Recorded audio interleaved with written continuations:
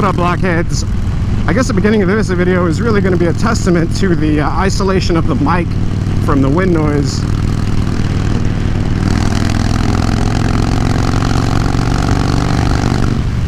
There we go.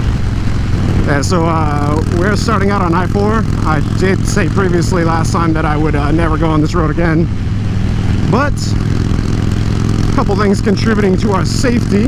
One, we're a group, so there's Greg, myself, and then B-Rise behind me. Also, last time, damn bumps. The last time I came on this road, I was riding the 883. Now the 883, they can keep up, but not like the Low Rider S can. This thing has got just heaps more power, over double. Talking about an 883 compared to an 1800 cc. Definitely more confident riding on the interstate and the highways with this bike, faux show. Seeing as how I have way more power on the ability to keep up and get out of traffic and all that. So today we are headed to Seminole Harley-Davidson. Basically they are doing like a bike competition event. I think they were supposed to be doing like a hog event or something like that. But we're headed up that way to go check out some bikes. John FZ09 is meeting us up there. Check it out. Orlando, downtown.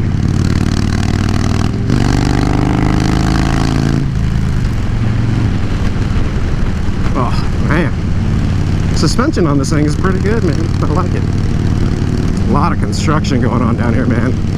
The I-4 Ultimate Project. Ugh. Dude, having 6 gears is so nice. On the iron, I was always wanting that extra gear. So you know what? I've actually wanted to kind of make this video for a little bit. Previously, with my Iron 883, I made a video that basically went over why I chose that bike. So I figured I should do the same with the Low Rider S. So, why did I choose to trade in my Iron 883 and upgrade to a Harley-Davidson 2017 Low Rider S? See, originally Eric and I actually went down to the dealership and I wasn't really looking to upgrade my bike. You know, I was really content, but it's happy with the iron. And whenever I bought the iron, I fully intended on running that thing into the ground, you know, just like saying, yeah, I'm gonna have this bike forever, blah blah blah. Well, I was also interested to know what they would give me for my trade as a trade-in value. And the trade-in value that they gave me was insane, so that's what led me to basically getting this bike. I knew that I could choose to finance it, you know, like, I manage my finances really well. My credit score is definitely like it's like a video game to me, you know, you gotta make all the right moves to get the best score. So, you know, strategically, you gotta be good with your money in order to have a good credit score. So they basically like gave me an awesome trade-in amount for my bike, more than I paid for it. And I had a number in mind that I'm like, all right, I don't want to pay over this per month, you know, which I totally did not expect them to get down to that number. And they did. So I was shocked. The salesman came out saying like this extravagant number, and I'm like, no, dude. I'm like, I ain't touching that. And then I was like, here's what I'll pay, and I gave them a number per month, and I'm just gonna keep that to myself just because it's gonna be different for everybody. And so he went and talked to the finance guy, and he was like, all right, how about this? And I'm like, no, sorry, bro. And I'm like, you know, I kind of came back and I was like, I can't pay that, you know, like it's just not in my budget, you know. And you know, I mean, in actuality, yeah, like I could afford it, but I like to have extra money to be able to play around with, and like just in case something happens as well, you know, in terms of like if something happens to the car or the truck, and you know, I gotta, you know, buy a new tire or freaking do some transmission work or some shit like that, you know. I like having extra money just in case. And we do have savings as well, but I don't like dipping into savings. I like having extra to play with outside of savings. And not even necessarily play with, I just like having that extra cushion, which I mean, financially I think is smart. So, I mean, obviously, since I'm talking about finances have a huge amount to do with why I ended up upgrading. The basis of why I ended up upgrading is because I love this bike. So this bike is basically, to me, it's like a It feels like a Sportster on steroids, right? Which, I mean, it's a Dyna. Freaking Harley's been making Dynas since when? So it's a freaking tried and proven bike. So reason number one that I bought the bike is that I was incredibly attracted to it. I love the way it looks, the aesthetics of it, very pleasing. And that's originally why I bought the iron as well.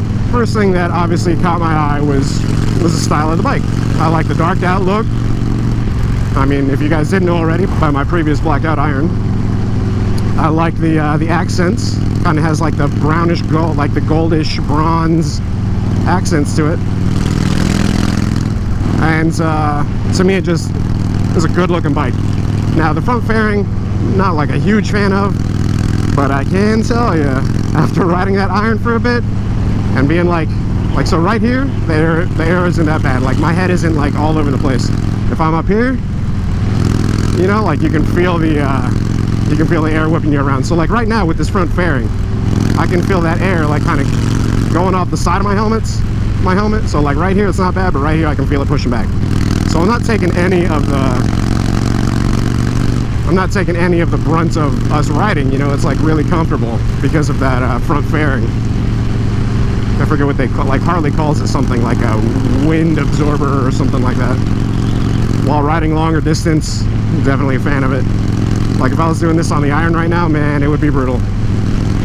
And I'm going to compare it a lot to the iron because that's what I had before this bike. And I mean, they're both Harley-Davidsons, so they're both, you know, same brand.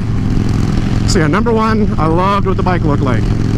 Second reason I ended up getting the Low Rider S is because financially they were willing to give me a ton of incentives. They basically came down to what I was asking for, and they gave me a ton for my trade-in. Like I said, they gave me over almost $1,000 more than what I paid for my bike, which is pretty amazing considering I had it for a year. You know, I think I put like 2,500 miles on it. I need earplugs, man. Yeah, put a lot of mileage on it and then traded it in for more than what I paid for it. Like, to be honest, I think I might have broken even with all the mods I put into it as well. But that's pretty cool. So finances was a huge part of my decision as well. And I mean, obviously that should be part of your decision-making process if you decide to, you know, get any bike, is if you're going to be financing it, you know, can you make those payments, and, you know, do you have enough wiggle room and all that. And then in terms of finances, the insurance, seriously, man, full coverage on this bike wasn't that much more expensive than my iron 883. And my iron was paid off, and like this one was seriously not that much more. Once again, keeping that figure to myself just because it's going to be a little different for everybody. But that B-King, you know, that B-King's a beast. I don't know if you guys are aware of the B-King, but go look that thing up. The third reason I actually ended up choosing the Low Rider S is because, you know, with it being a Dyna, like a Dyna base model, even though it has a 110 on it, which most Dynas are like 103s, I think. Like the Low Riders are 103s. I went with it because of the aftermarket options, and that's one of the reasons, once again, that I went with the iron as well, is because there's so many things that you can do aftermarket. What I mean by that is, like, you can do different bars, you can do, like, I've already put a aftermarket exhaust on it, which is the Bassani sweepers. And you can put, there's multiple tuning options for it, so I've actually got the V&H FP3 running on it right now. You've got multiple different options for handlebars, grips. You can change out the mirrors. Like, I've already got the front signals changed out to custom dynamics switchback LEDs, which look really great. And then I've also got the headlight changed out to a Daymaker style LED headlight, and then a headlight grille over that. So I mean, there's just an endless amount of things that you can do to the bike to make it your own. Depending on what Harley model you get, there's like endless options that you can do to just change it and make it your own. And that's a big thing within the motorcycle community, is like, people will say, make it your own. And so I've already started that process. Hope it doesn't rain today, man. It says it's supposed to, like, later on, but I hope it kind of gets pushed back and back and back. So yeah, tons of aftermarket options. You can basically make it your own, go in whatever freaking direction you want, man. There's all sorts of custom exhausts out there. I also put a swing arm bag on it, I mean, which you can't see right now because I'm going 70 on the interstate and I don't want to turn around and get whipped off the bike. I guess actually one of the reasons before that I went with it is because of the power. What really sealed the deal was the first test ride that I got on it, and they were like, this thing's ridiculous, man, it's too much power. And so I'm coming, like I said, from an 883, getting on a 110, which translates to about 1800 cc's. It's like almost over 1,000 more cc's, like crazy amount more horsepower, over double. That's what kind of sealed the deal. The first time I got on the twisted the wrist, it was like, holy shit, I was sold. So just like that right now, that little lane change. Oh, did we lose B-Rock? No, he's right there. Getting on it, like the power, like the torque, and the delivery of all that power to the bike was just really amazing to me. Going from the 883, you know, like super solid Evo engine, like you could really get on that thing and like hang it all the way back and have a blast with it. But at the end of the day, like doing our group rides and stuff, I felt like I was having trouble keeping up with the other guys, you know, like some of the guys are riding like Fat Bobs and like Dynas with like 103s. I think Reese has the Dyna, but his is like bored out to, I don't even know, I want to say like a 108 or something crazy. And so I was between them and like whenever like Matt and John would come along, like John FC09 obviously has an FC09, so that's a quick bike. And then the other John and Matt have a CBR 600 double Rs, and those are quick. So whenever I rode the R6, it was like, all right, yeah, no problem keeping up. But riding the 883, it was like a little difficult, you know, like whenever they take off at lights and stuff, I was having to really push it, you know, like push it to its upper limits in order to like just keep up with them. So the fact that it had more power, you know, riding in groups now, it was a due upgrade for me. You know, like riding on the interstate with the iron, you're really pushing it. They can do it, and people have ridden all across the country with those things, and like I said, they do it. They'll put like, you know, the front wind fairings on. I mean, you can even put windshields on them, but I thought about upgrading it and all that, but like after all the time and the money that I could spend upgrading it to like a 1200 kit or like a 1270 kit or 1275 or whatever it is that they have now, you know, I had already purchased the R6, so it wasn't really like, if I wanted to go fast, I'd just jump on the R6. But it's not, at the same time, I still wanted the Cruiser, but I wanted the Cruiser to go fast too. And so at that point, it was just kind of like, I think smarter financially for me to upgrade the bike. If I put the 1200 kit in it, you know, would I actually ever see that money back? Doubtful. So to me, it was smarter to actually like trade it in and do that as an upgrade. So the power had, I mean, it's probably the second thing. The looks of the bike and the power. Oh, the diesel pop. I'm gonna have to change my pants once we get to, once we get to this place. It's exhaust, man. Ooh, ooh, ooh. Pop, pop, pop. Plap, plap, plap. I think that was Brian's first time on I-4. That was my second time on I-4. Was that your first time on the interstate? Second. Remember the first time on the R6 for you? No, that wasn't the interstate. That was a toll road. Oh, that was a toll road. Yeah. But yeah, it was the first time. All right. Good job, man. Keeping up. On a bike, it's so much different than a car. Oh, hell yeah. Yeah, dude, I-4 sucks. All right, so what have I gone over so far? The looks attracted me to it. The power attracted me to it. Aftermarket options. Making it my own. Financially, it was doable. Oh, yeah. And so I guess the fact that it's not like a traditional Dyna, because for the most part, Dynas have, the bars are different. And they have forward controls. And the seats are different. For like the other lowriders anyways that I know of. So I really like the fact that it has mid controls, you know, from coming over from the iron. Like I'm a big fan of mid controls just because they give you a feeling of it being like more sporty and more like manageable, you know. I guess this is good park here, right? I guess. I mean, there's a couple other spots over there if you want to. This is shade though. Yeah, shade, right? Well, maybe, hopefully.